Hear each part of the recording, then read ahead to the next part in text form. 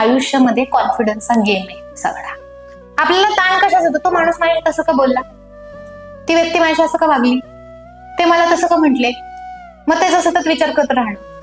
पण ते तसं का म्हटले हे त्यांना माहितीये ना, आपल्याला थोडी माहितीये, आणि आपण त्याचा स्ट्रेस येतो. त्या माणसांच्या सोबत असल्यानंतर तुम्हाला चांगलं वाटत नाहीये, ती माणसं आयुष्यभर जपून काय करायचं तुम्हाला. जाऊ द्या ना, गेली तर दूर जाऊ द्या, जेवढी जातील तेवढी जाऊ द्या. आपल्याला चुकीचं वाईट म्हणून गेली तर जाऊ द्या, लेट इट गो. खूप जवळची माणसं सोडलेली आहेत, खूप जवळची.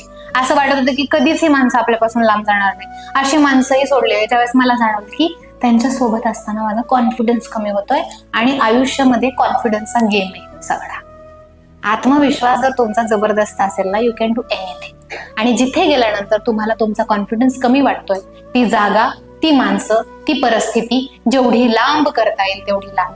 महाराष्ट्रातील ताज्या घडामोडी पाहण्यासाठी लाईव्ह 24 तास न्यूज चॅनलला सबस्क्राईब करा आणि बेल आयकॉनवर क्लिक करा.